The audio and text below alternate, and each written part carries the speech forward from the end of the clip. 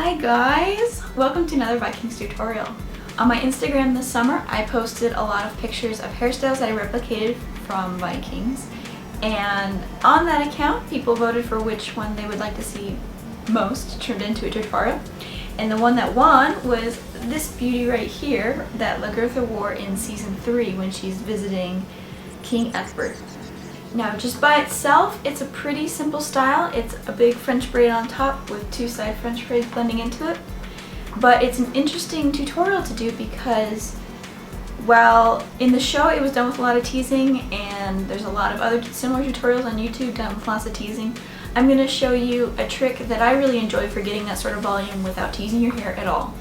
So keep watching to learn how to do Lagertha's big faux hawk French braid. For this volumizing trick, you're going to need special materials. Specifically, I'm talking about one of these puppies. It's a cheap foam donut that you can find at pretty much any beauty store and many clothing stores as well. Get one that approximates your hair color and then cut one side with scissors so that it becomes a foam cylinder. You'll also need several bobby pins.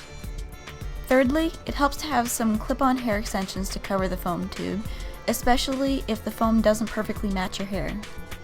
The extensions I'm using right now are from AB Hair, and if you think you like these, you can check out my review video and use my 10% discount code on their website, which I've got links for in the description bar below. If you're going to use hair extensions, clip them onto the foam tube on 3 sides.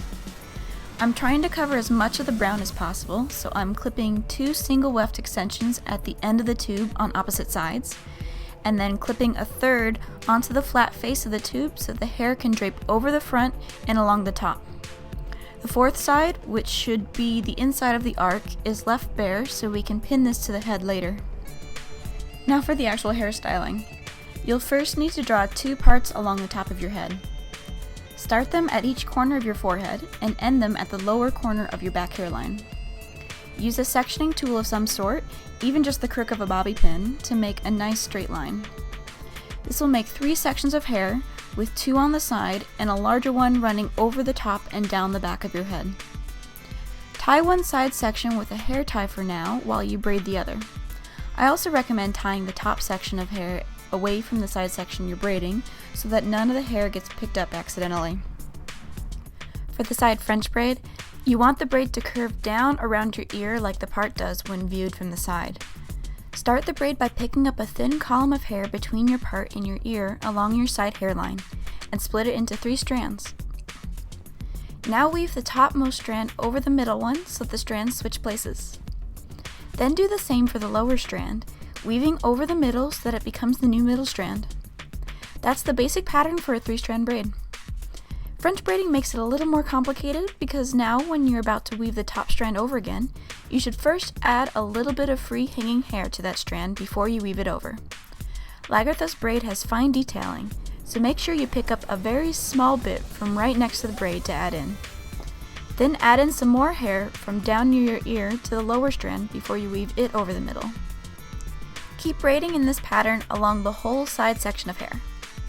To make the braid arc, pick up hair from the nearby hairlines, either along the part or near your ear, to add into the braid rather than just picking up from anywhere, and try to keep the braid centered in the section.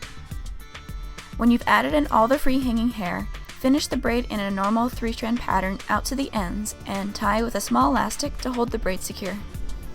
French braid the other side section as well. Remember, you want a very detailed braid, so start with small strands and add in only a little bit of hair at a time. Let's work on the big middle braid now.